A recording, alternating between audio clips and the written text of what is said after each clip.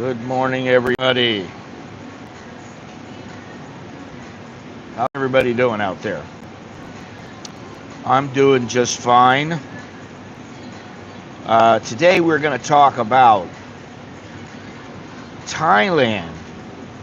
Well, we're going to compare Thailand to Cambodia and also to the U.S. Now, maybe I should have added in Vietnam there, but I didn't. I'll compare that later. I wanted to compare Thailand with the U.S. because I actually think that Thailand is a little better than the U.S. right now. And that goes in just about all categories. I have to think about it a little bit to talk about it because, you know, the U.S. is my home. I grew up there, but I've been living here so long now, I've kind of forgotten about it. And I go just by what I've experienced when I've gone back home and just by what I've experienced talking to other people, learning from other people about what's going on in the U.S. and reading in the news and things like that, which I do every once in a great while.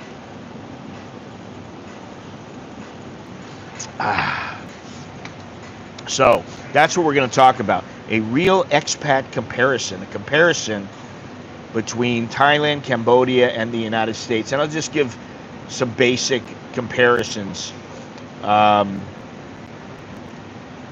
So that's what we're going to do today. We're going to cover the cost of living, healthcare, infrastructure, and expat life, among other things.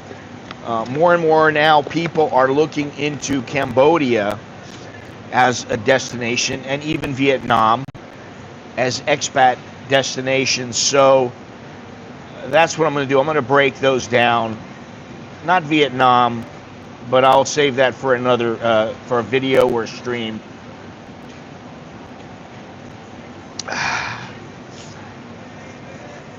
If you're thinking about moving abroad or just curious about the differences, hopefully you'll tune in and you'll watch this and you'll gain a little something from it. If you don't know, my name is Scott and I am an American who has lived in Thailand for the past 30 years. 30 years. I can't believe it myself. But before we dive in, do me a favor, hit the like button, subscribe if you haven't already, and click the notification bell so you'll never miss a video or a stream. I've got a video coming up tomorrow morning. What is it about? I don't even know what my video is about tomorrow morning. Hang on a second, and I'll take a look. Let's see here. See if I can give you the 411. It's about something. I think it's pretty good. Let's see here. It is about... okay. It's about 7 myths here in Thailand that foreigners, they still believe. And I'll just get into it a little bit, but it should be very interesting for people to hear.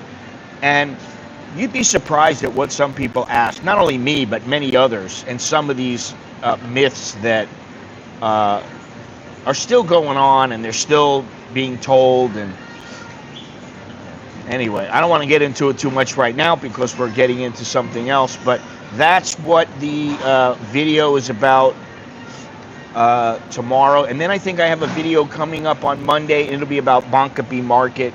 It'll just show a little bit of Bangkok market, and I think then the next week is Pata, and then the week after that is Suwon Park. Suwon, which is the park that I go to sometimes where there's all the vendors and everything like that. I'll show a little bit about that. So we got that among other things. Also about why you will not be Thai. That's coming up. I think that's next week. I have that scheduled. So stay tuned. Good morning, Jim. Do me a favor, though, and hit the like button, subscribe if you haven't already, and click the notification bell, because supposedly it helps the channel grow. Now, my channel is growing, but I'd always like it to grow a little bit faster. So I think, what are we at right now? I don't know what we're at. Let's see here. We are at 15,771. So the next goal is 16,000, then 17,000, 18. But I want to get to 20,000. So that's my goal. Oh, Firedude. Yes, it has been a little while. How's everybody doing? Today, the Thai baht is at 33.77 to the dollar. I don't particularly like that. I like 34 and above. But it is what it is. The air quality, you don't want to know. You don't want to know. It's 156. Unhealthy. My nose is clogged today. The temperature in Celsius, 28 degrees, high of 32, low of 25, and the feel like is 30 Celsius.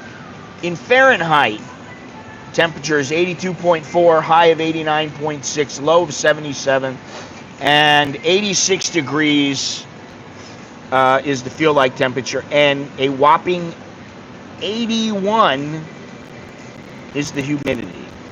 So there you have it. That's the setting right now. Listen, I'd like to be out walking around, but honestly, it's already too hot. I'll be sweating my ass off by the time, 15, 20 minutes goes by. That's it. I'll be sweating, and I don't really want to do that. Not right now. I got other things that I do where I do that, like in some of my videos.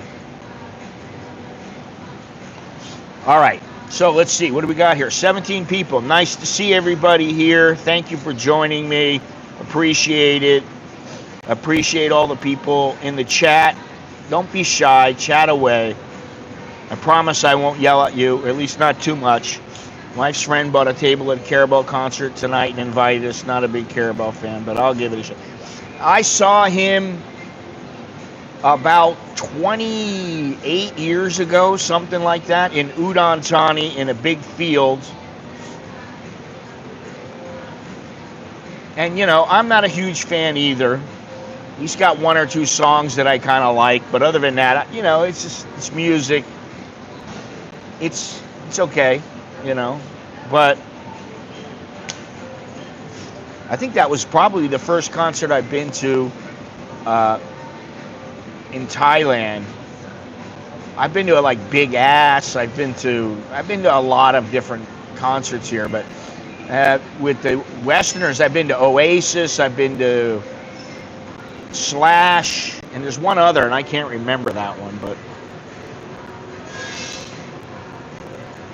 I was just down the street when the shots rang out at his concert in Phuket years ago. Well, there you go. Big fun. Off the subject a little bit, I talked to Jono. Jono's a little bit older than me. He's about 7 years older than me. And we are both kind of just settling into our older age. I don't view myself as being really old, but I feel it now, much more than I ever have. And I talk to him, and he feels it. And, we're both of that ilk where we just don't necessarily want to go a lot of places. I don't really like to go out that much, and I'm pushing myself now. And I'm pushing myself, to go to Japan and to go to Tibet, and I'm pushing myself for all these things. And I have to push myself because I'm just not the same as I used to be. Now, something that I've been saying I'm going to do is start with my photography again. My photos are not in the gallery anymore. They're out. I think they're in one gallery, but they're not in the other gallery. But that doesn't really matter. I'll do it for fun. And if I make any money, then that's great. But anyway, let's just get into it a little bit because that's what we're here for, right? Let's get into this. All right, the first subject that we're going to cover is the cost of living. That's what we're going to kick off with. And when it comes to Thailand, Cambodia, and the U.S., the differences are, well, they're pretty stark. They're quite different. Thailand is more affordable compared to the U.S., but not as cheap as Cambodia. And what I will say is that, and many people have said this, I was speaking to a Thai the other day, and he said this as well, that people sometimes go, oh, Thailand, it's so cheap. You can't really say that anymore. It's cheaper, but the gap between the U.S. and Thailand is narrowing.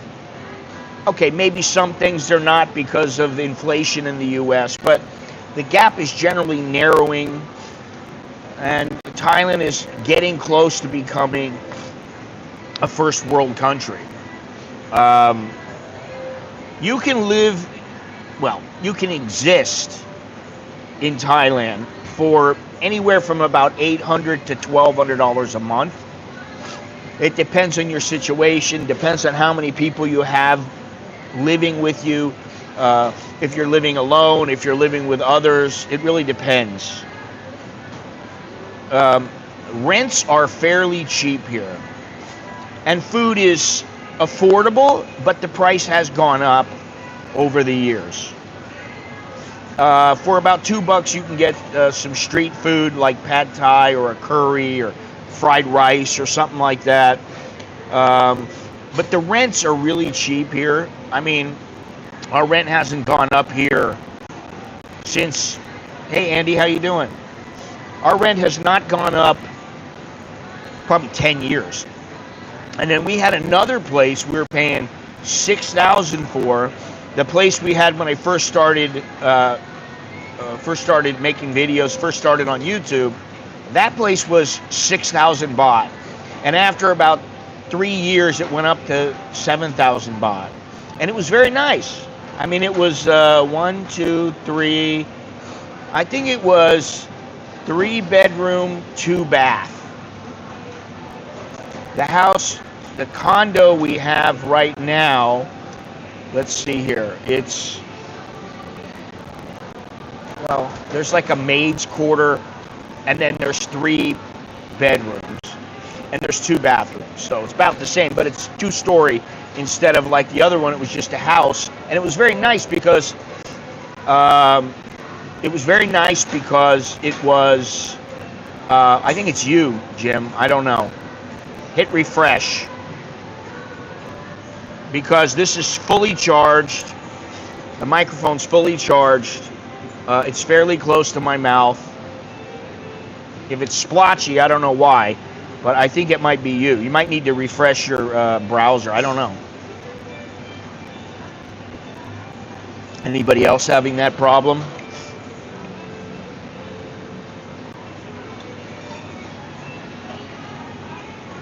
So, those are the cost. That's some of the costs in Thailand. I mean, rents are generally. You're having problems too, Dale?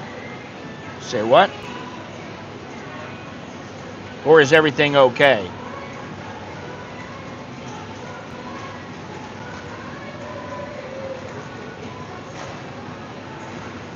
Splotchy is not a good word.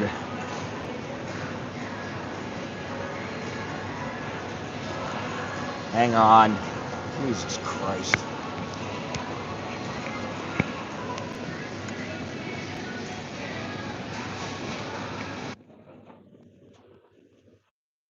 Let's see here.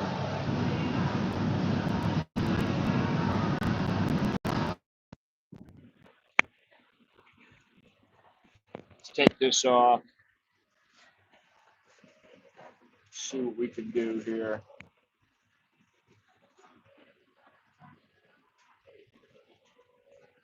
All right, how about now? Hopefully now it is a little bit better. If it's not, I don't know why there would be a problem. Maybe it's YouTube. I don't know.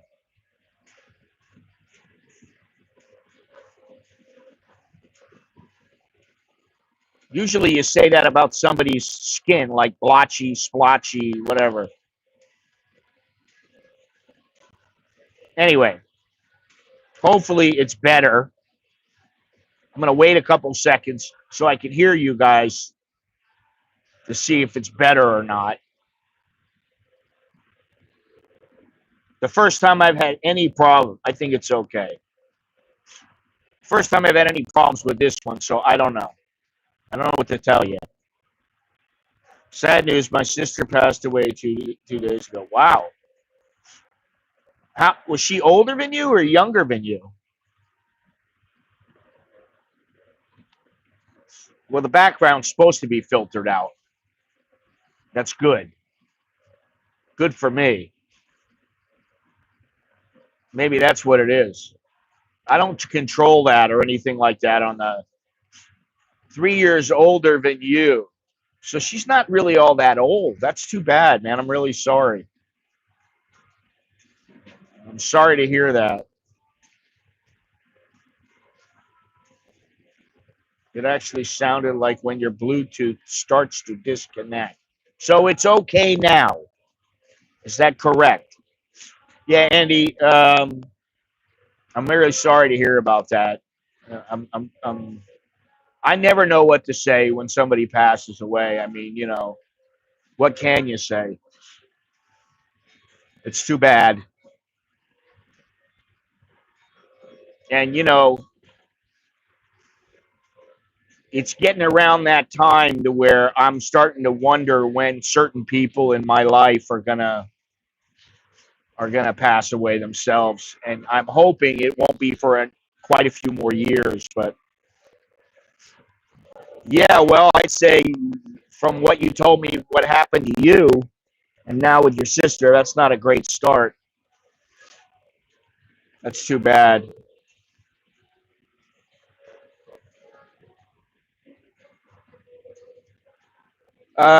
Okay, now Cambodia. Cambodia is the cheapest between Cambodia, Thailand, USA, right? You want a budget-friendly lifestyle. You want a place to go where it's very cheap. Well, Cambodia is the place for you. You're welcome, man. No, no worries. Cambodia will give you some bang for your buck. You can exist there for anywhere from about $600 to $800 a month. That's existing for a foreigner.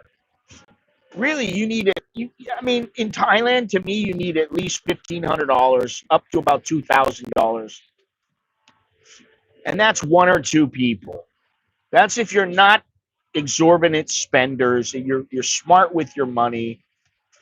You can get by on that, and you can live pretty decently.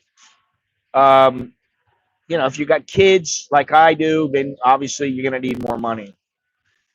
Now in Cambodia, if you've got $1,500, that's a pretty. You can live pretty well there, as long as you're not going out and blowing all your money on drinking and other kind of vices, gambling, that kind of thing. 1,200, I'd say anywhere from about 1,000 to 1,500 in Cambodia, and you can live a pretty decent life. I know guys who. This is years ago though. They were making $1,000. They had a $300 apartment, which was nice. It was pretty nice. Um, and all the other money was just left over for food and everything like that. And they lived pretty well. They didn't live great because most of them partied. Um, they were partiers, So, but Cambodia is a very good place if you want to stretch your dollar. That includes rent, food, and utilities. Even in Phnom Penh or Siem Reap, you can get a nice apartment for anywhere from about $150 to $300. You can get a really nice place. I think my buddy's is something like 450, uh, maybe 400. I gotta ask him. Well, I can't do it on the phone right now. Oh, I can actually. Let me see if I can get a hold of him. I'd like to ask him. But he's got an apartment there. I don't remember how much his old one was, but I know he doesn't spend an exorbitant amount of money on his apartment. So that you should think about. Now in the United States, um, it's a bit crazy. Prices are a bit crazy. Wow, he's way down on the list here. Oh, here he is. All right.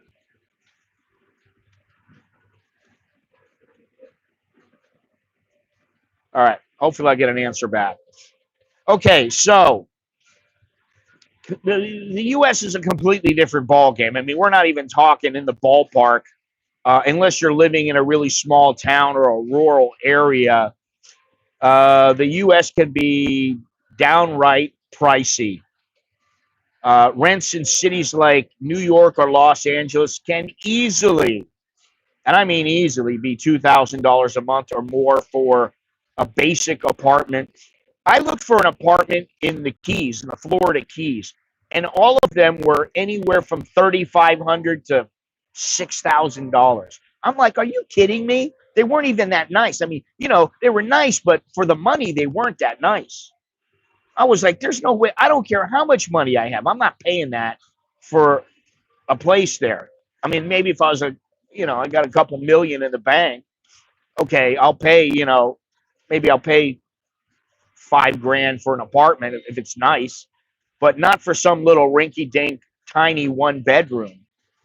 That's not going to work. I mean, you got to live in some place like Missouri or Arkansas or Mississippi to get, um, to get lower prices. But my question is, what about the quality of life? Because that's what's important, is the quality of life.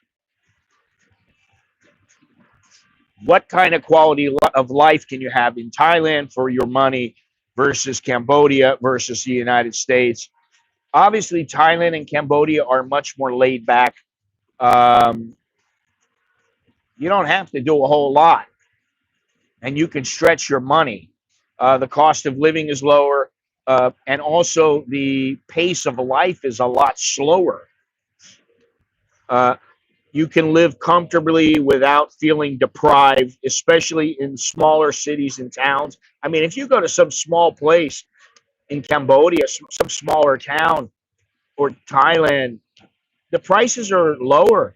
I mean, even prices in Pattaya are low, but I wouldn't want to live in Pattaya. I mean, honestly, I really wouldn't. Not bad mouthing Pattaya, but it's just not a place I'd want to live.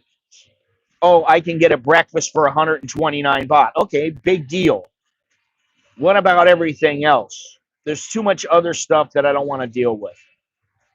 So no, I would not do that. In the United States, obviously the cost of living is higher, but you have access to top tier infrastructure, healthcare, and convenience, but it all comes at a price. Okay, so next let's talk about the healthcare, which is obviously an important factor for anyone planning to live abroad. I'm always thinking about healthcare because if there's one thing that scares me here, it's healthcare and the cost of everything. That's what scares me. If insurance doesn't cover it, then you're like, what do I do? Thailand has a healthcare system that's both affordable and high quality. Whether you're in Bangkok or Chiang Mai, you'll find private hospitals that rival any place in the United States or in the West, even. I got a message from a guy the other day who said, "Oh, they're always trying to rip you off at these hospitals, and so I go to Singapore because I get better care there." Now, I don't know about the level of care, but I can tell you that the level of care in Thailand generally is really good. Um, I've only had, the problems I've had with hospitals have been with the admin, have been with it. They say you're going to pay 10,000 baht, then you get the bill and it's 11.5, and you're like, hey, you told me it was 10,000. You know, that kind of problem I've had. I haven't really had a problem with the doctors or the nurses. Now, a long, long time ago, I was working in boxing. I was working as a journalist, and I had a big fight to go to in Borneo. It was Juan Manuel Marquez versus Chris John. And I was about to fall. I had to take a late flight to Malaysia, and I was going to spend the night there. Then I had to take another flight to, I can't remember the name of the town, but it was a town uh, in Indonesia, and I had to be there all day. And then in the evening, I was flying to my final destination, which I think was Balikpapan. I think that's what it was called.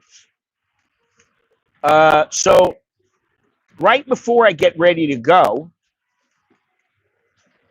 I have this problem with my eye. And I'm like, I got to get this taken care of. This is not a good problem. I tried washing it out. I tried doing all these things. Didn't work. So I'm like, I got to get this taken care of. I go to Waitani Hospital. I go to see the doctor. I say, I got to see a, what is it, ophthalmologist?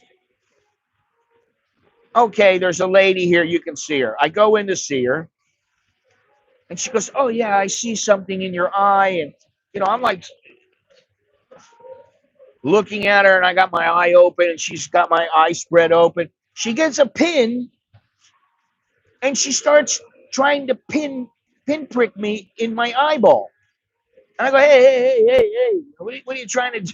What are you trying to do? You're sticking a needle in my eye. What the hell's going on? And she's like, well, I'm trying to see what this is. And she goes, I really think you'd be better off coming back because one of my colleagues will be here and blah, blah, blah. I said, I don't have any time, honey. I go back home. I tell my wife. My wife says, don't worry about them. Let me make a phone call. She calls Boomerangrad. They said, you need to come right now. Okay. Go all the way out there. I see the doctor. As soon as I walk in, he goes, oh, you need some drops.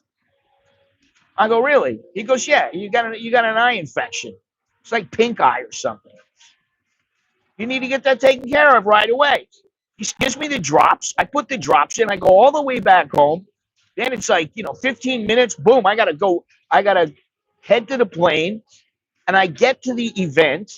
The event was like 3 days later, 4 days later. So I get to the event, and my eye is still a little bad. But after a couple of hours, after a good night's sleep, my eye was better. And I was like, oh, thank you. Now, if I had went to Waitani and just waited on her, I don't know what would have happened. Because she didn't even know that it was an eye infection.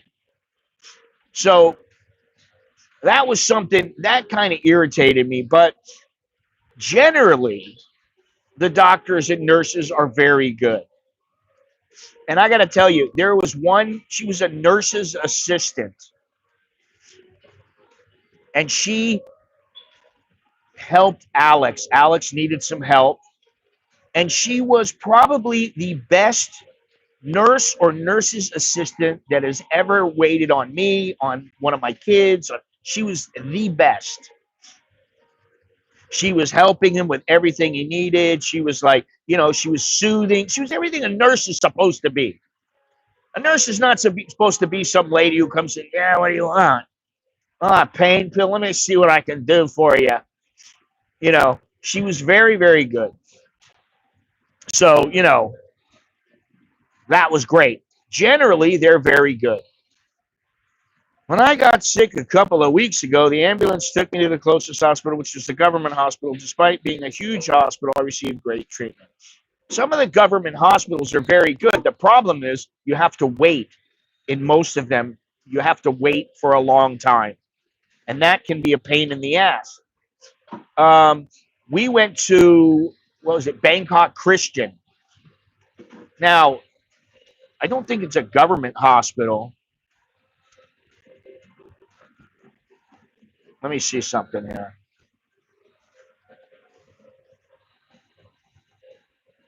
Wikipedia. Of course, they only have it in Thai.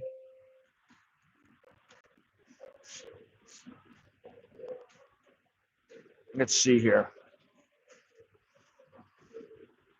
It didn't. Oh, it did. Okay, here it is. Um, under the World War II. Oh, it was open in World War II. Wow. Hey, Sammy, how you doing? I was hoping to hear from you. Let me see this real quick here. It's a private hospital. Okay, because the prices were they were a little bit high. But okay, I wanted to know what it was. Whoever Steady Eddie had for insurance. Well, I mean, you don't know who he was, who the insurance company was, so it's hard to say. There are many insurance companies in Thailand and outside of Thailand. I would say the best that I've ever used out of all the insurance companies that I've had in my life has been William Russell in England, and they cover you here in Thailand. The only thing is is that the price would go up every year like 10%. I mean, without fail. I had the option of transferring to my private hospital and I declined as I was very satisfied with the treatment that I had received. Yeah, they can be very good. Visitor arrived back in 30 minutes. Smash the like button. Oh, I still got to send you that list later. Yeah, I don't need a big list, but you know what I'm thinking is what area I should stay in. And then should I really go to Osaka? I mean, I don't think it costs all that much. I think it's like $120 round trip on the train. It's not a life insurance, it's a medical insurance. They may have a life insurance, but what I had was William Russell medical insurance, and it was about $250 a month. It started out about 220, then it went up and it was like 240, and then it was like 265, and then it just kept going up. And when it got to like 320, I was like, I can't afford this anymore. Now I kind of wish I had it, but that's the way it goes. I mean, there's Pacific Prime, there's Aetna, there's Alliance Ayutthaya is very good. That's what we have. There's many different companies. I mean, you name it. There's I don't know how many there are, but there's a lot. Okay, so where am I? Lost my train of thought here.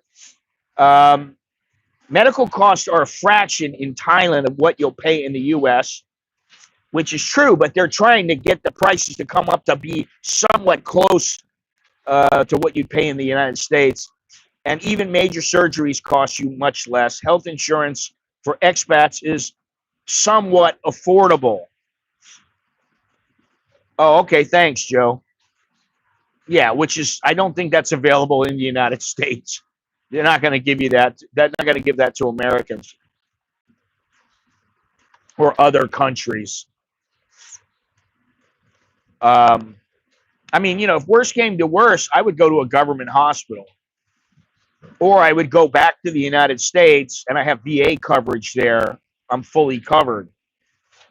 But obviously, if you're going to go back to the United States, well, granted, I could stay with my parents or whatever, and that's okay, if I've got to be in the hospital. But sometimes you might be there. It might take them a couple of months to get everything done with you. So I don't really want to do that. But even going to a government hospital here, I mean, they can give you great care. But it really, I mean, it depends on what you want. I mean, if you want a private room, it's going to cost you more, obviously, than if you are out in a dormitory style room, which they have. But there's a lot of good hospitals here, and you got to look around. I mean, when I had my hip surgery, I called up about 5-6 different hospitals, and I found this one up in Chiang Mai, Rajavech, and I found the doctor's name.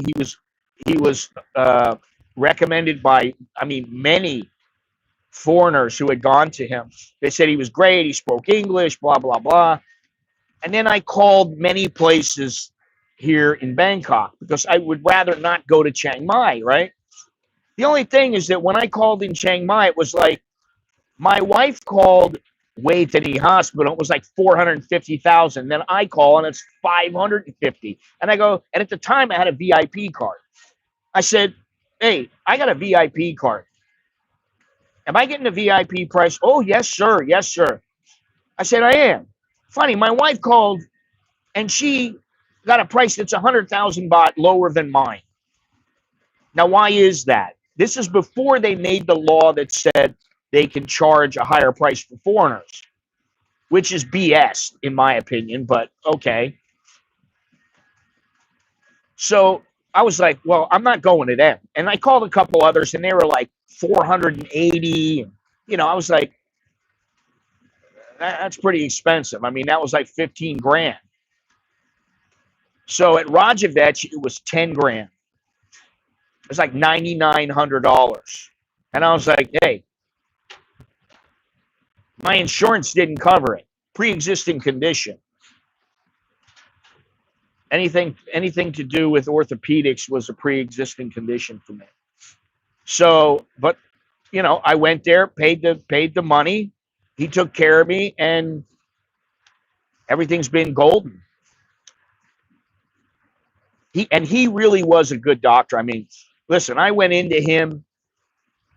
I went in the first time. You know, I flew up there business class because my hip was so bad, and I flew up there business class by myself. Flew back business class because I wanted plenty of room. I go in. He says, "Okay, let's take a look at you. We need an X-ray." I said, "Okay." He took like 3 X-rays. And he goes, "Okay." I mean, you know, he told me about everything. He goes, "Yeah, it's really bad. Look here, you don't have any fluid in between your joints." I was like, "Wow."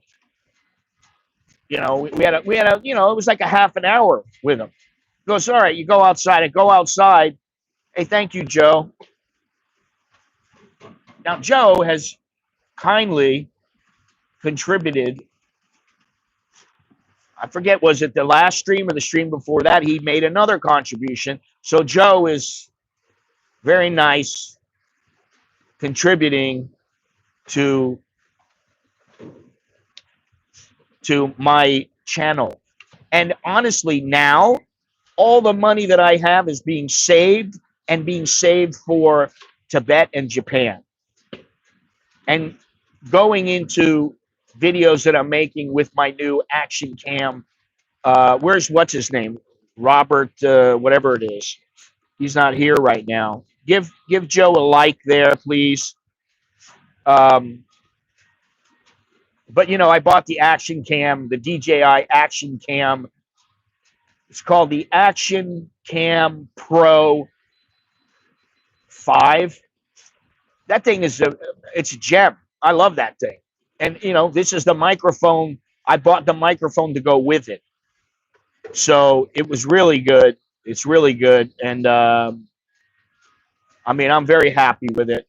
And I've took all kinds of video with it. And right now I'm making a little video about Alex and his jaw surgery. I just have to remember to keep up with it because it's an everyday thing. I have to shoot some video every day. Before I get back to it, though, what I was going to say is that he's getting to the point now. He told me yesterday, he goes, "I feel weak." I said, "Well, that's because you're not getting that much food." I said, "Listen, today is the 7th day. We're going to start getting you on some other food like shakes, protein shakes, yogurt, maybe applesauce, different kinds of things that he can eat." And so hopefully that will help him to continue and get going. What's going on here with, I don't know. All right. So anyway, anytime you talk about insurance, there's always a lot to talk about. Cambodia is a bit of a different story because the healthcare there is not as advanced as it is here in Thailand and in the United States. But it has gotten better. And in Phnom Penh and Siem Reap, there is some decent hospital. There are decent hospitals in those cities. But for anything serious, most people travel to Thailand or Singapore. But for basic healthcare needs, Cambodia is decent and prices are very good. My friend who lives there, yeah, you know what? I'm on the right now. I'm on the carnivore and on the keto. One day I'll do a carnivore, then I'll do the keto or whatever, and I feel pretty good. I'm just now starting to get drop weight again, starting to get a little bit fit. My body doesn't feel very good. I don't feel very good physically. I kind of feel like shit, to be honest. Um, but the dental care in Cambodia is cheaper than what it is here, and it's very good. It's not like they're from 50 years ago, 100 years ago. You're going to get a tooth pulled and they use pliers. That's not what it's like. They've got it together. And my buddy goes there and he goes, I can't believe how cheap it was here. He's like, it's so cheap. And I was like, maybe I need to go there and have dental care. That's what I might do. I may do that. I have a free ticket on I think Thai Airways. So maybe I'll go to Cambodia, stay with him, get my teeth cleaned, get them scaled or whatever it is, and hopefully it'll be cheaper than in Thailand.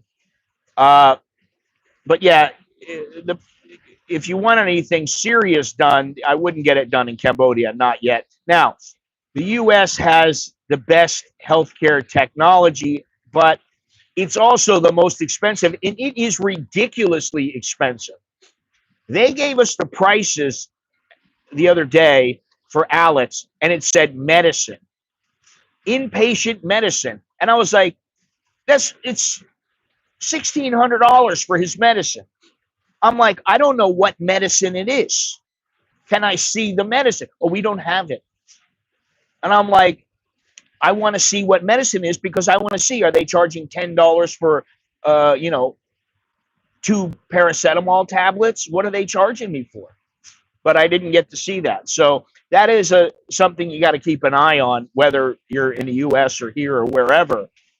And without good insurance, medical bills can just get really out of hand.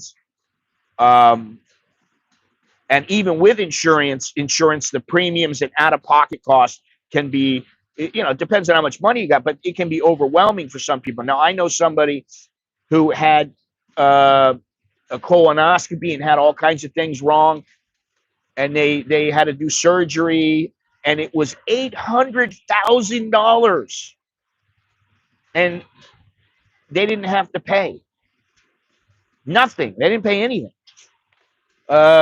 Somebody else I know had, what was it done? It was $30,000, and I go, did you have to pay that? Nope, didn't pay a dime. So they were lucky.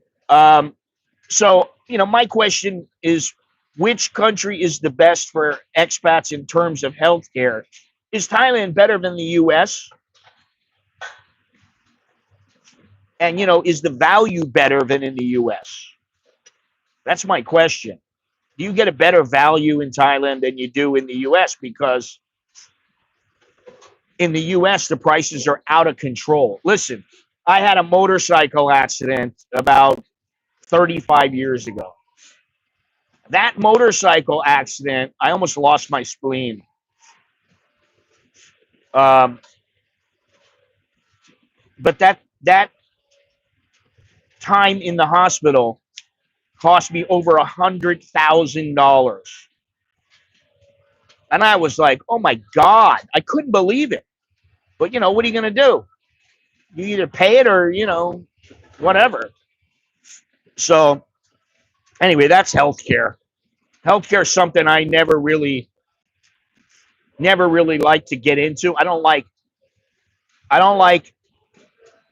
insurance companies, hospitals, and I don't particularly like dentists. Although generally, if you're not getting teeth pulled or yanked out or something like that, they're all right. But And I do like the lady who does my teeth. She's very good. And I will say this. This is the only lady that I go to. I haven't been to anybody else in probably 15 years. Well, I don't know, 10 years. I said it before. She has velvet hands, man. She goes into my mouth. I don't even feel her scraping my teeth or doing anything. I mean, it's fantastic. She's so good. And she also worked on my kid. Value much better here, but costs are creeping up. Yes, they are definitely creeping up. Now, Joe, are you going to stay here?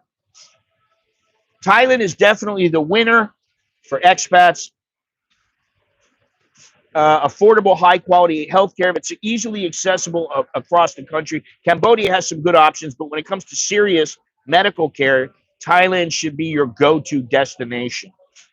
That's why medical tourism is very big here. It's big in Turkey, it's big in India, and it's good and big here in Thailand.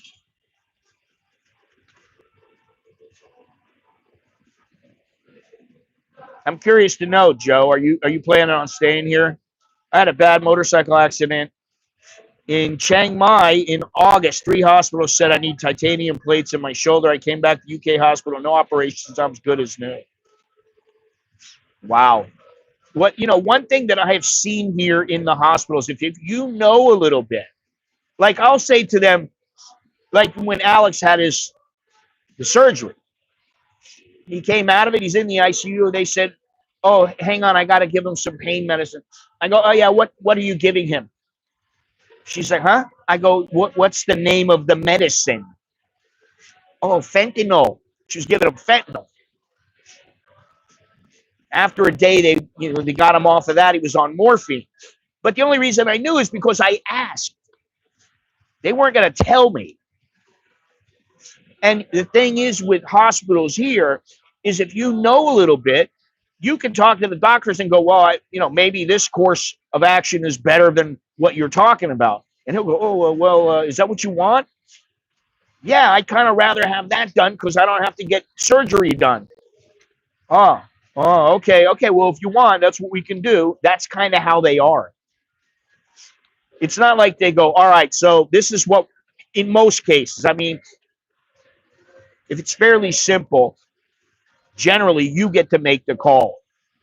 If it's something really intricate and something where there's no choices, then they make the call. But I mean, I've had that happen to me many, many times where I'm like, hey, doc, what about this? What about that? I've given him suggestions and he'll go, well, no, we can't do that in this case because, just got my yearly visa and renewed my driver's license 5 years. Okay. When you get the visa, that's always nice. It's always nice to get your visa renewed. And, I've thought about trying to become a citizen and doing everything. And, it's just a headache. It's not all that easy. Like in Ecuador, it's very easy to do it. And, it costs you a little bit of money. It might cost you $1,500, but you'll become a temporary resident. Then you become a permanent resident. And then after that, see what happens. And I really would like that because, if ChatGPT is my new GP, yeah, delaying Thailand trip due to pollution. You see that? I've seen some tourists on various channels, and they're saying, "Oh, it's no big deal. I'm only here for 2 weeks. It doesn't really matter." Listen, I go up. I'm high up. I'm on the 20th floor, 30th floor. I look out across the horizon, and there's just a thick layer of haze and smog. It's terrible, and I mean, that's the thing. If it's up to me, you bet your ass I'm out of here, but I got a family, I got responsibilities, I have things I have to take care of. So all in good time. But hopefully, hopefully we'll be out and in a place that's got decent air, or at least part time. Like I was talking to my buddy yesterday who lives in Ecuador, and he's in the U.S. right now, and he was saying, yeah, you could come and live in Ecuador part time, and I'm like, well, I am thinking about that, but I just don't know. And another thing is, I have a buddy who his wife is, you're in Jomtien, okay? You having a good time there? His wife is Portuguese, not by birth, but I think her mother is Portuguese, was born in Portugal. And he was born in the U.S., but his mother was born in England. And his father was Jamaican. So now he already has it now. He has a passport for the UK. She's getting a passport, or she has a passport in Portugal, and they've already bought a place in Portugal, and they're going to live in Portugal. And I said, "Oh, I really like Portugal. I've been there. I've been to Lisbon." And he goes, "You get out of Lisbon, and the prices are lower. Everything's better." He goes, "You'll love it." I said, "Okay." So I'm thinking about those two places, and there's a couple others that I think about. But yeah, seeing the pollution in Bangkok is bad. No wind to blow it away, I guess. Yeah, I don't know what they're doing here because, um, they're seeding the air with water, and supposedly that disperses the pollution. They gave a week, January 24th to 31st. They gave a week where the train was free. The trains were free. The boat wasn't free, but the trains were free. And supposedly that allows the air quality to get better. But I think that, to me, that's it's a deflection. They're like, okay, well, we'll give them a week free on the trains, and hopefully that'll help a little bit. But they haven't done anything. Really, there's nothing that's been done. If they want to stop the people from burning, well, then they need to be very proactive and get them to stop the burning up north. And they need to get the other countries to join and to stop that. The pollution just bugs me here because I don't want to live in this. I don't like this. And my wife is like, she's just, all right, what am I supposed to do? And me, I'm like, move. That's what we have to do, move. She's like, well, then go find a place somewhere. And she's like, go find a place and we can live there part time. And I just, where am I going to go? I don't know. Kanom, Sichon. I like those places. They're in the south. It's easy for her. If I could find an apartment that was, 5,000 baht, I'd probably go there. Someone here was complaining about the pollution here while puffing away on cigarettes. Is it the burning or cars? It's all of the above. It's, there are many reasons for the pollution in Thailand.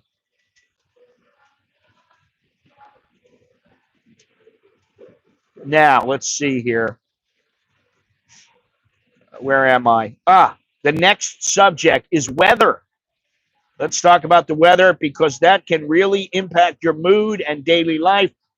And if you factor in the smog, well, then you know what you're getting yourself into. Let me see here. The seasonal burning, March and April, the crop burning, that's something. Vehicle emissions, industrial pollution, factories and power plants on the eastern seaboard and also in Bangkok, construction dust. There's construction everywhere all the time. And I'm like, well, why is there so much construction? You know why? It takes them years to get things done sometimes.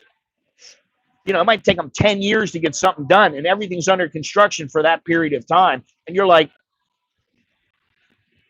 the low elevation also contributes to it, and the warm air traps the pollution close to the ground. It doesn't allow it to disperse. Forest fires in Myanmar, Laos, and Cambodia contribute to Thailand's pollution, especially in the north. Southern Thailand gets less pollution, but still experiences haze from Indonesian forest fires during certain months.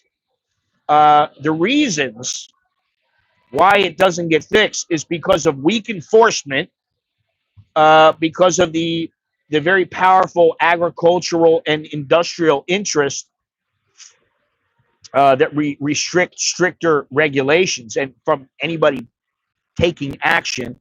And then the regional issues, Thailand can't control burning in neighboring countries. So what are they supposed to do other than they can ask? But that's about it. The thing is that public awareness is growing, and yeah, I can feel it in my throat. For the most part, most locals just take it for granted and they accept it as a fact of life. Air pollution is a serious consideration, whether you're thinking of moving here, whether you live here, whether you're a tourist, and especially if you're up in the north in Chiang Mai. Generally, coastal areas and islands tend to have a little bit better air, but not always. All the factories moving from China. Are more public transport going electric? You would think they are. From what I've seen, like there's two canal boats that I've ridden on that are electric, and they are so silent that you hear little frogs off in the background. You hear all kinds of stuff. They are slower. I got to take that boat to Mindy. I need to do that again. Maybe that'll be a live stream coming up that I'll do. I'll just live stream and take the boat and go to Mindy. It takes about an hour. But let me tell you something. There's no emissions. And maybe the batteries are expensive, but hopefully they last for a long time and it's worth the investment. But I can tell you that the diesel engines on these other boats that are going the opposite direction, the amount of soot and carbon and just junk that they put out, and it goes into the water, it goes into the air, people are breathing it. It's horrendous. I've taken videos of right when the boat takes off, and you just see black soot coming out, going in the water. I mean, that water is toxic, man. You don't want to drink any of that water. Like a little bit of that water goes in your mouth and you're drinking it. Oh, my God, it's horrible. There are some electric buses, but not all that many. I don't know that they're more expensive. Let me see something here.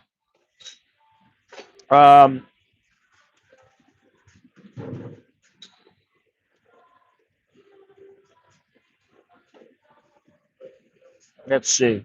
Give me a second.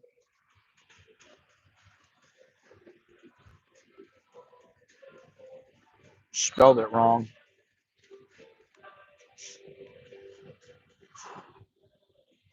The upfront cost is more money because of the high price of batteries and electric propulsion systems. They have lower fuel costs since electricity is cheaper than diesel, less maintenance. Diesel boats have higher fuel costs and maintenance. Oil changes, engine repairs add up over time. Thailand is now promoting electric boats as part of the green energy push, especially in Bangkok's Chao Phraya River and some islands. I went on. I don't know if you guys remember. I went on a boat. It was a ferry, I think, and there was almost nobody on it. I went on it. There's almost nobody on the boat. There was like two people on the boat, and that was it. That was electric. Some of them are not. Most of them are not electric. And it matters to me. But what am I going to do? Anyway, we're talking about the weather. Thailand has a tropical climate with year-round heat and humidity. The country has a rainy season from May to October, and the temperatures can soar in summer months. Yes, it can soar. If you love the heat and humidity, Thailand is perfect for you. And Cambodia is similar to Thailand. But the rainy season is a little bit longer and it can be more humid overall. Listen, if you want to go to somewhere that's really humid, ask Mr. Billy the next time he comes in here. Myanmar. It is the most humid place I think I've ever been on the planet. It was, I mean, my skin was wet just from being outside because it was so humid. And I mean, I couldn't go outside 5 minutes and I was sweating. Um, while Thailand has a more diverse terrain, Cambodia's climate is hot and sticky for most of the year. And it's not a good thing. Hot and sticky is not good. I don't like that. The U.S. is the most varied in terms of weather. You got everything from freezing winters in the Northeast and Midwest to warm coastal climates in places like California and Florida. Thank you, Florida. If you like to have seasons that switch between snow and sun, the U.S. has it all. That is something good about the U.S. is that, um, if you want to go and you want to see snow, my wife, she says, "Oh, I love snow." Do they have snow in Tokyo? Yes, they do, honey. Do they have snow in the United States? Yes, they do, honey. Where? Where is it? Because there's none in Florida. Well, not most of the time, right? But they do have it. And that's one of the good things. Now, in Thailand, it's almost never really cold. So if you like warm, I like warm better than cold. But I would like a little variety once in a while. So which place is best for someone who loves the warmth? Both Thailand and Cambodia are excellent choices if you're all about the heat. The U.S. has plenty of warm places, but you have to decide if you're okay with seasonal changes and colder winters. Thailand's climate is very consistent, so if you prefer predictable and a hot climate, Thailand is your place. All right, what do we got here? We got two more categories here. We have infrastructure, which always plays a big role because people got to get around. Oh, man. I can always tell when my throat gets really dry, so dry that I feel like I need water. I can't. And that's what's happening. Probably because they let all the air in. I don't know. The air is really bad today.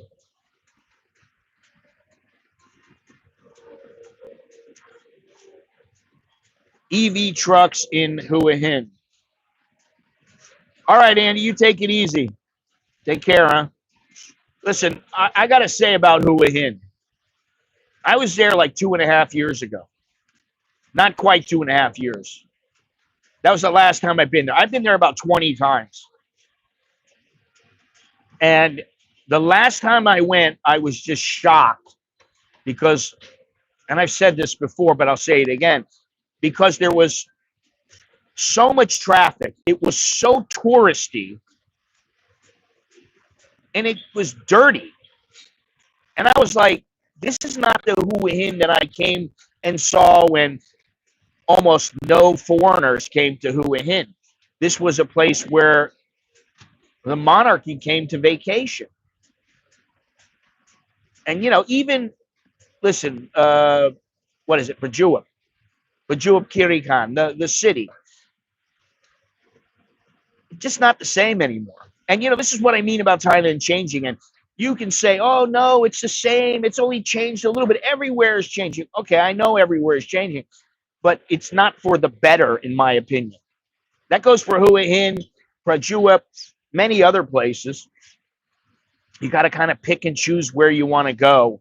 And it's a lot more difficult now picking a place that's top notch, no pollution, very little traffic, not touristy, because touristy is not what I personally am looking for. Maybe you guys come, okay, I understand you go to a tourist trap, you go once or twice because you want to see whatever it is. I understand that. But then after that, it's like, okay, so where can I go where I don't have to deal with all this? And those places are becoming more and more difficult to find. I don't know who Foreigner Joe is. Not one person doesn't jack the price up for everyone. Generally, that doesn't happen. If Scott Mallon says something, that doesn't mean the price is going to go up, you know? Okay. So Thailand has a pretty good infrastructure. I used to think it was very good. Now I've stepped back and I think it's pretty good. Like in Bangkok and Chiang Mai. Hey, Carlos, how you doing? How's things? There's great transportation options: SkyTrain, subway, buses, boats. But outside the city, things can be a little less connected, and I hope that they're going to work on that. Some rural areas may not have great public transport, and the roads can be bumpy in some parts of the country. I was hoping that Jim was still here because I have a problem with Chanel or Channel. Hit refresh. I don't think anybody else is really having a problem. I'm not sure if that's what you're talking about, but um, well, I mean, listen, um, you can't hate on anybody for having money. Oh, okay. Thanks, Carlos. Let's see if I can find it here. You can't hate on anybody because you know that they that my membership to your channel has been canceled and asked me for payment. And can you check on it? Oh yeah. Wow, I didn't know about that. Well, you have told me before that it is not all that easy to get around there. And what I've said is, I don't know if they have Grab there, if Grab is, if you can use Grab there or what it is. Um, but generally, you can you can call up somebody, or if as long as you get to a certain location, if you have somebody bring you to a certain location, then from there you're on your way. No problem. You can take a bus, you can take a train, whatever it may be. Let me see here, Carlos, because maybe that's just some scammer. I don't know. I don't think that wait a minute. I think that you were off, and I just didn't say anything because like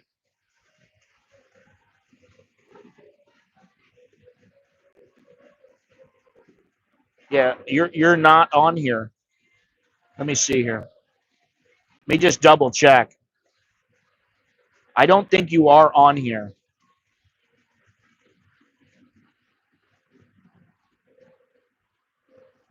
No, I don't see you.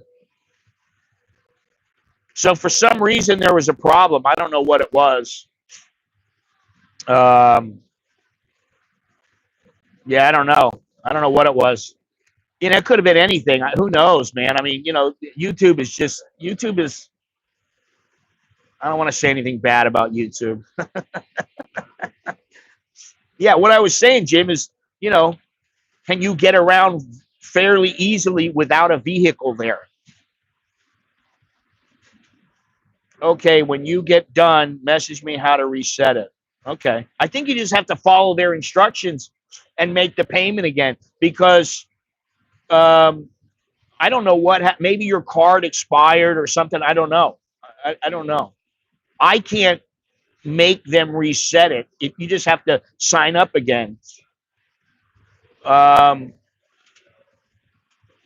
I mean, I can't even. If you send a message to YouTube, you're sending a message to somebody who doesn't work for YouTube. They're part of the community, and they're somebody who maybe knows a lot about a particular subject. And then if you really, really need help, maybe they'll forward you to somebody in YouTube. But they just don't do that. I don't know why. Listen, this is what I mean. I don't want to say anything bad about YouTube, but because they are huge. I don't know how they do everything that they do. But some of the things are not the way that they should be, and they should be better than what they have. Tuk-tuks are prevalent. No real taxi service or motorbike taxis. Okay, so you can take a tuk-tuk from, say, your village somewhere or out just outside the village, tell them to take you to the bus station or, say, to the mall or to the train station or whatever. Oh, my God, what is this? Can easily get a tuk-tuk to bus station, which can get me anywhere in Thailand. What is this? Oh, a little dance rehearsal thing with all these kids. You see them off to the side here. You know, they got their teacher and everybody walking them around.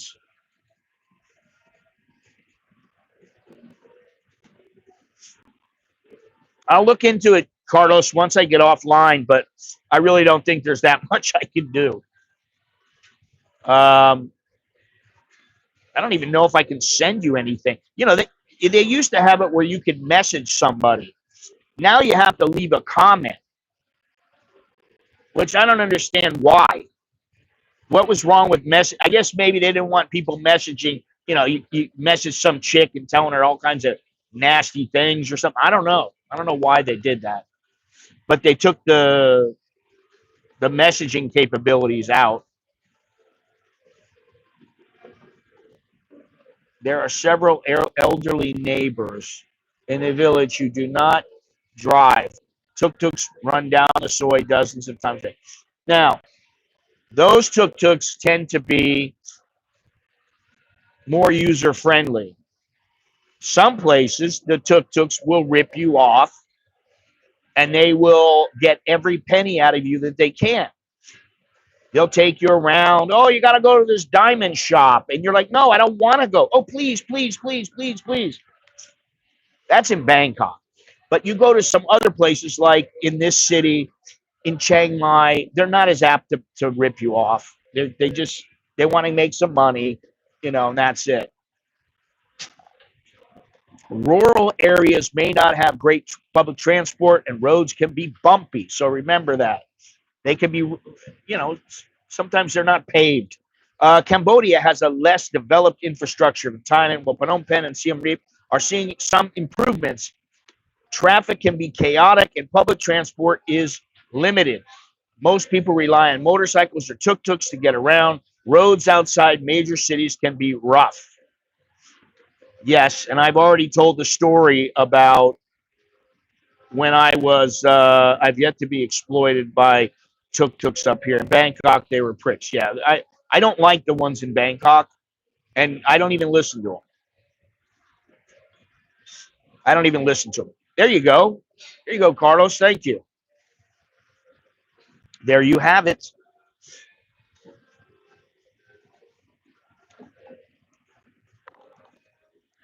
Cambodia is really bad. And I've told you the story about I was going from, I think it was Poi Pet to Phnom Penh. Oh, okay. Good deal. We were going from Poi Pet to Phnom Penh. I think that was what it was. And there's like 3 ferries you have to go on to get to Phnom Penh. But we're driving down the street and it starts pouring rain. We're on a dirt road. I mean, bumpy, we're just shaking all around. Next thing you know, we slid. The driver's trying to get it back straight. We went off the side of the road down into a little gully, and he wasn't going anywhere. So he called his friend. He had a tow truck come. We went with his friend. We didn't even wait. He had to wait for the tow truck. The tow truck dragged him out, but the friend took us to Phnom Penh. Now, that road is now paved, very nice. So they have made some upgrades. And slowly but surely, with the help of the Chinese, they're making more and more upgrades. That's the thing. It's with the help of the Chinese. There are also a lot of private van drivers for charter who pretty much take you anywhere, and there's a large group. Yeah. Well, we've done that many, many times here. We've had like 10 people in our group, and we make sure that the van has enough room. but we've had 5 or 6 people, and we get a van. We do it that way. You can also in some places take a minivan that'll to get you where you're going. There's all kinds of ways. That's the thing. There are options. I mean, if you think about taking the train in the United States,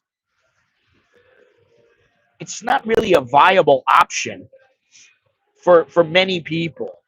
The prices, it may be more than what it costs to fly. So, why would you do that? All right, so let's get back to it here. The U.S. has the most advanced infrastructure of the three. And that's pretty sad because the infrastructure in the United States is starting to lag.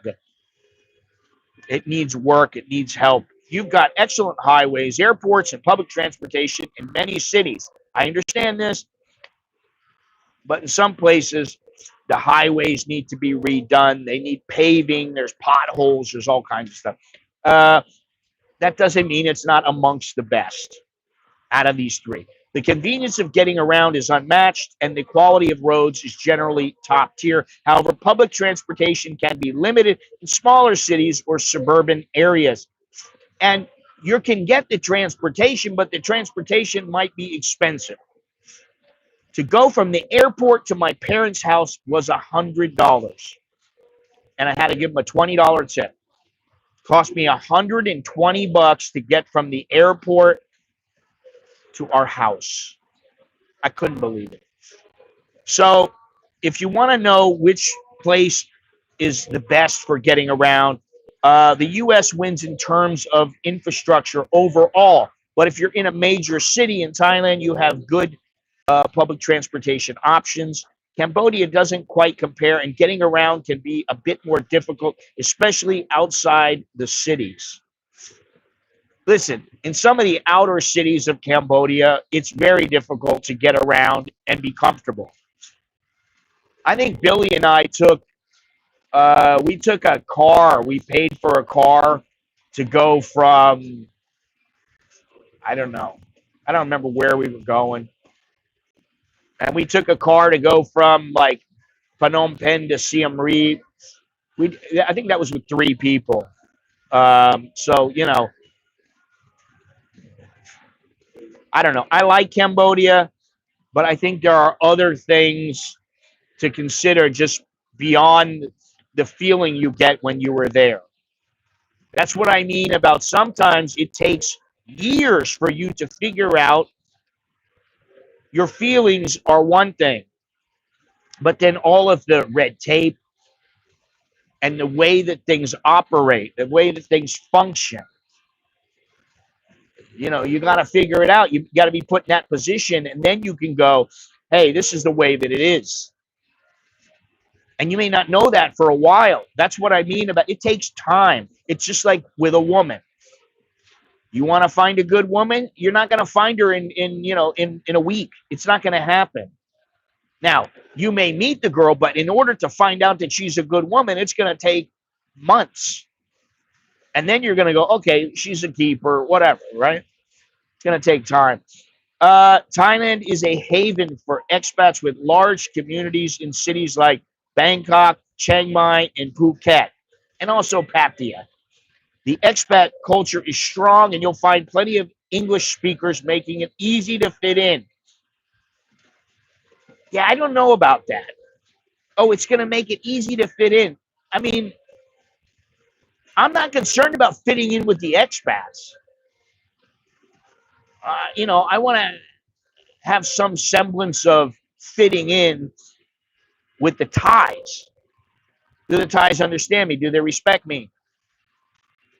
I mean, I don't need it from the expats. I don't need some validation from them. Now, I thankfully I have, maybe a dozen friends, and I have probably a half a dozen Thai friends, and I'm okay. I don't feel like, oh, I don't have anybody to be my friend. I don't have that feeling. And I'll tell you what, when I first came to Thailand, and you're alone, because I was alone. I met a couple of guys. We became friends, and we're still friends. We don't always talk, but 6 months might go by, and then we talk. But I'll tell you, there were times when I was lonely. To be honest, I was lonely sometimes. I would be like, "And this sucks. I don't have anybody to hang out with, to talk to. You know, it can suck." But you just have to put in the time, and eventually you start meeting people. You start, you make friends. Now, uh, Thai people are incredibly welcoming, although I wouldn't say it's real easy to become good friends with them, but they're very polite, very nice, and they will allow the time. Many of them will allow the time. They'll allow you the time to become their friend, you know. Uh, and the cost of living allows many expats to live a comfortable semi-retired lifestyle. It's not quite the same as back in the U.S., where things are a bit more difficult. Cambodia, on the other hand, has a growing expat scene, especially in Phnom Penh and Siem Reap, but it's smaller than Thailand's. Everything in Cambodia is less, pretty much, than Thailand. They don't have the resources that Thailand has. It's a great choice for those who are looking for a more quiet, laid back lifestyle. And it's a very low cost of living, which makes it ideal for retirees or digital nomads. However, it's a bit difficult to find a large support network if you're not part of an expat circle. So you might want to become part of an expat circle if you can. There are also a lot of private van drivers. Oh, okay, I saw that. There are a few locations here that are popular among Farang. I avoid them as there are quite a few Farang who are dicks, and I have no desire to be among them. I have a handful I socialize. Well, you remember when you were first telling me how you used to go to all these places, and oh, they're so great. And I said to you, you better be careful. You should be careful about the Farang you associate with because some of them are not good people. Just like some Thais are not good people. They may not have the best of motives. So that's why it pays to be comfortable and take your time and not rush. Yeah, I have a few friends, many acquaintances, and the Thais, I don't have too much expectations of them, but have good interactions. Yeah, and I mean, I don't get into situations where I feel like I'm obligated to do anything because I just don't let myself get into those predicaments. I mean, going out with my wife to go out with her friends or somebody that she works with or something like that, that may happen once every 6 months. And, I'm kind of hesitant. I don't know if I want to go out. Then I go out, I have a good time. I don't mind it. Um, but, I think taking your time is the best way. That's just a rule about making friends. You can connect with someone, male or female, very quickly. But that doesn't mean you have to trust them and make them your best friend because you've known them for 3 days or 3 weeks. They get into a couple of different situations and you see how they react, and then you start to understand how they think, and that's how it works. Life and work has made me very cautious with folks. Yeah, I mean, listen, Carlos, I mean, old age makes you more cautious. Wisdom makes you more cautious. You know, I think over time, you live and learn. And you learn that, I mean, listen, I've had guys come up, hey, man, how you doing? Oh, wow. And I'm like, oh, God, who is this guy? I like just, guys come up, hey, how you doing, buddy? Oh, all right. I saw you on this, or I saw you on that, or whatever. Okay, great. But that doesn't mean I'm his best friend. I get people writing me all the time saying, I want to come over there. Hey, let's go out and do this and do that. And I'm like, I'll take you out for a beer. I'll take you out. And, Take you to the bar. You can show me which bars are happening. I'm like, no, I'm not doing that. I got a life to live. I got things I'm doing. You know, so from the beginning when I first started being on YouTube, oh, okay, cool. From the first time that I was on YouTube to now, I'm much more cautious because in the man, in the very beginning, I used to have some real nutcases writing me, and we got to meet up. I got some business proposals, and I'm like, oh my god, I don't want a business proposal. Well, how about if you do this? Wouldn't you like to do that? It'd be really great if we did this. And I go, no, I don't want to do that. Come on, let's go eat lobster. And you're paying, Scott.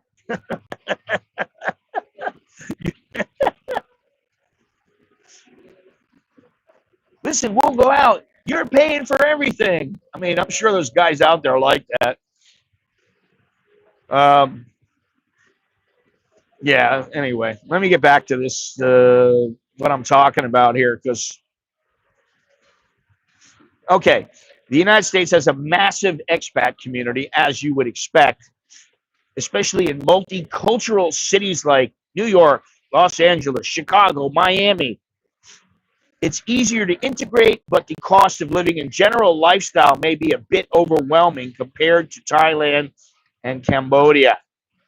Thailand definitely has the largest and most established expat community. Cambodia is growing in this respect, but still lags behind. As I said, it lags behind in everything, although it has closed the gap. It is much better than it used to be. The U.S. has expat communities everywhere, but it's more expensive and less likely to give you the laid-back lifestyle that Thailand and Cambodia offer. Listen, if you go to where there's Thais, if you try to get into a Thai community back in the U.S., it's going to be very, very hard for you. I mean, some people can. I used to be involved in North Hollywood because there was a Muay Thai gym. I don't know if that gym is still there. But there used to be a Muay Thai gym there, and everybody there's a lot of Thais there. So the Thais went out with the Westerners. So I got, close to some of them. And, it was great. But that didn't mean I was part of their community. They were doing things on their own, and they weren't saying, hey, Scott, let's go. It just didn't happen. So there you have it. These are some of the basic ways that the countries differ and that they're similar. And so what's interesting is answering the question, which one is better? Thailand, Cambodia, or the U.S.? And it really depends on what you're looking for. Thailand is a great middle ground with solid infrastructure, affordable living, and high-quality healthcare. Cambodia offers the cheapest living of the three, but lacks the infrastructure and medical options. The U.S. has great infrastructure, healthcare, and a wide variety of climates, but it comes at a much higher cost. So there you have it. That's the information.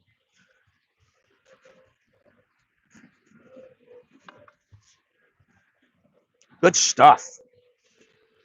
All right, let me see this here. Wow, it looks like it's locking up now.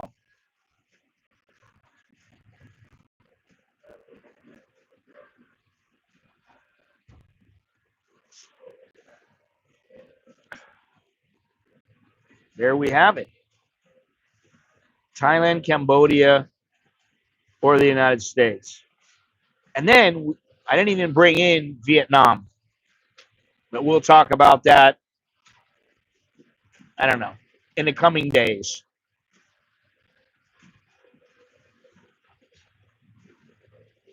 Yes, we will. Now, once again, we got 27 people. We've had something like 35, 37 people today. So I think the thumbs up, please give me a thumbs up if you like this stream, if you like the videos, you like the channel. click thumbs up. I'd appreciate it. Also, subscribe if you haven't done so already. I gotta continually go over this supposedly, and share. I don't usually say that, but share, study and share. Share. Share the video. That would be good also.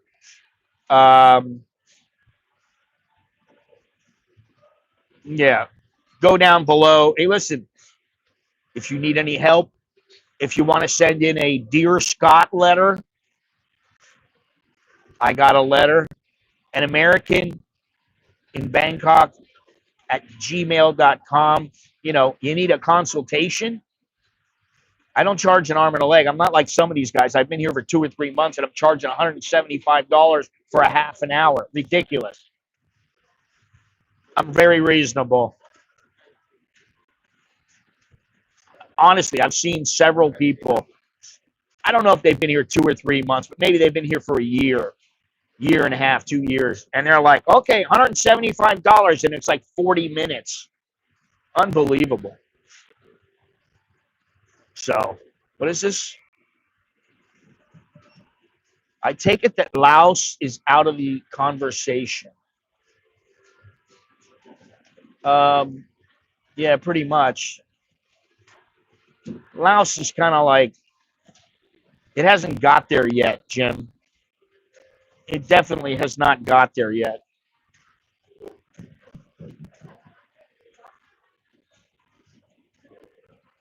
It needs quite a bit of work.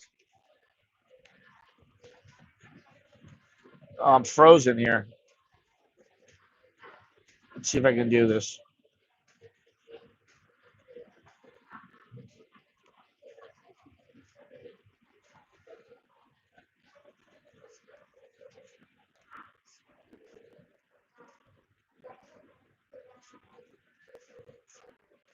Technical glitches.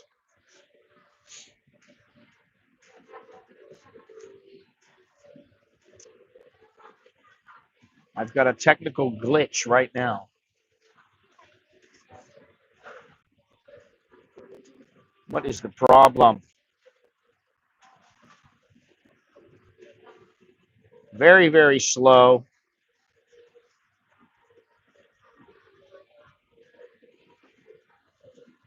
Hopefully this will help. All right, now we're back. That's if the chat loads. The chat is not loading. Here we go. Yeah, Laos is not in there and Myanmar is not in there. I think they're I mean, you can do fairly well in Myanmar and Laos. There are some nice places. In Laos, I've been there, I think I've been there 5 times. Although 4 of the times were many, many years ago. They got a good coffee scene there. But other than that, it just doesn't cut it for me. I stayed by the river in Vientiane. There were a large number of expats hanging out by the. Yeah, I know about that place. What is it called? The Mut Me or something like that. I forget the name of it. Mut Me. I think it's Mut Me. Mut Me Guest House. And I used to hang out there. Get myself a beer, hang out on. Get a little something to eat, relax. That was a day there, and I really liked it, and I liked it up there. But I mean, would you live up there? No, yeah, I know it's not in Laos. I know that, but you can cross over and go right over to Vientiane, and I used to do that. Go across that bridge, and I don't know how the food is now, Jim, but when I went, it was freaking horrible. I mean, you wanted a pizza. The pizza almost did not resemble a pizza. It was really pretty sad. So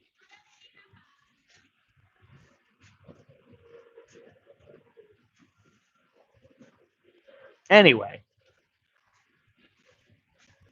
I like the On the Nong Khai side, I like that. What the hell's what's it called? The market there. It's a pretty big market. I like that little market. But I'd rather stay away from that, to be honest. I don't feel like I need to go there and hang out. Oh wow, I want to spend all my time. There's too many places to see. Don't you think, Jim? There's too many places to see, to hang out in Laos, to hang out in Nong Khai. I mean, it just is. I used to live in Udon Thani. I lived there for about a year. Yeah, I mean, I enjoy it, but I don't need to go there all the time. There are many other places that I can go that will give me, joy, just like that place. I don't know. I'm just one of those people. I don't like to go to the same place over and over again. I go there for a little bit. Like I said, I live there. I used to go to that market all the time. I went there the last trip when I went to Bungkan and Nong Khai and Nakhon Phanom. And now I don't have any urge to go back. I just don't have a feeling where I got to go back where I'm like, oh, I really miss that place. I don't, you know. So anyway, that's about it. That's all we got. I think that's sayonara. Well, it'll be sayonara in April. It is fun once or twice a year. Same with Chiang Khan. Yeah. What was that place? I went to Chengdao. Chengdao was really cool. Your family seemed to have a great time, and it made me motivated to move there. Yeah, I really liked Ecuador. I don't know which I like better. But they were very different, Portugal or Ecuador. I really liked them both. I like Portugal because, man, the espresso there was dirt cheap. I mean, like 50 cents cheap. Um, and it was a very nice city, and they had, there was a couple festivals going on. There was all kinds of stuff going on. And supposedly, if you go out to the smaller cities, it's even nicer. And that's kind of what I'd like to do. I went to a small city in Ecuador, and it was very cool. My friend is always working. He's always got things to do. And then I think to myself, if I went there and I moved there, what would we do? And my wife's like, we'd open a restaurant. I don't really want to do that. I mean, so then I think, okay, what could I do? I'm going to go and take photos of the Puerto Lopez at the fishing, where they bring all the fish in. I mean, how many times can you do that? So I don't know what I would do there. It's been a ride. It's been a place that people have gone to for a long time. But it's kind of, I don't want to say a hidden gem because I don't know that it's really a gem, maybe now, but in the past, it was a place that people went, and they like to go there. How much more income would you need a month to make another trip back to Ecuador? Would an extra $500 a month help you save for another once-in-a-lifetime trip? Ecuador is paradise. I hesitate to call anywhere paradise. It has some fantastic places, and I'd like to go back there because my friend would like to. He would like to take me to a couple of places, and it would be really cool. How much would it cost me to go there? I mean, the ticket alone is about 1,500. Then you need about another grand for, say, well, you don't need a grand, but you need another 700, 800 bucks for, say, 10 days. I mean, I'm not staying anywhere. I really probably wouldn't need that much, but to be safe, maybe $2,000. So what's that? $500 a month times 4 or 5 months, and I'd be all right. To Argentina recently, it's expensive. The new government has made the dollar very weak, and it's more expensive than the U.S. I don't like that. One thing about Ecuador that I did like is that the wine was very cheap. We got bottles and boxes of wine. The box wine was very, very good. And they were $4 to $6.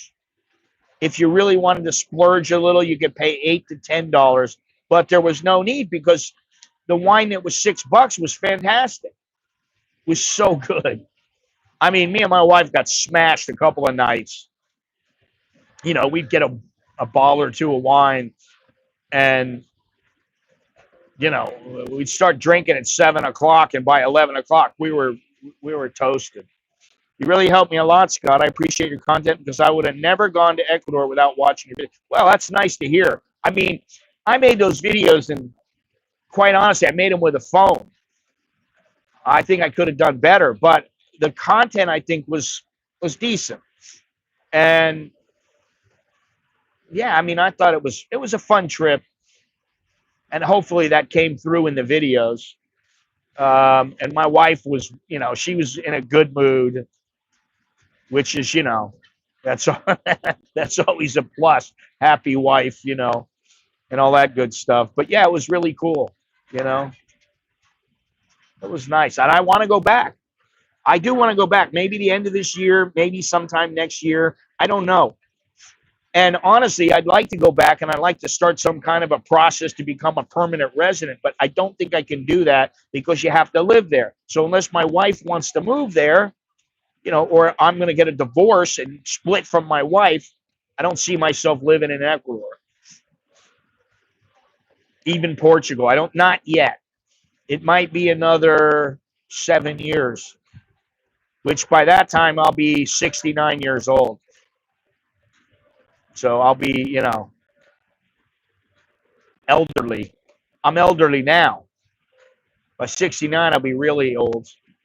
And then do I really want to move someplace at 69?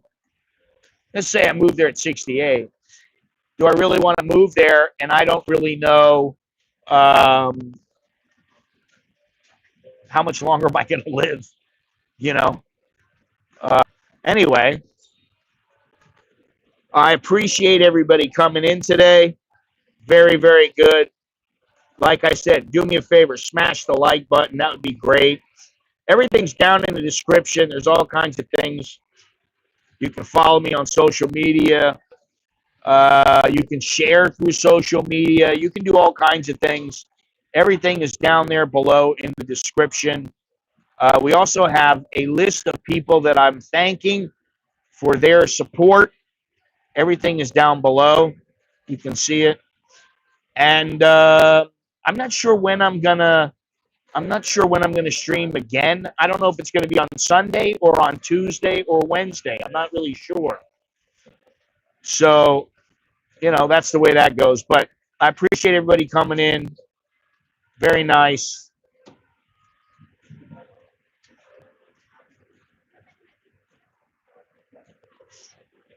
Oh, um, yep, yep. Bond, James Bond. I like that. Anyway, I guess I will talk to you guys later. Let's see here. What else do I got to say? Do I have anything on my notes? Oh, let me know your thoughts about this stream down in the comments below.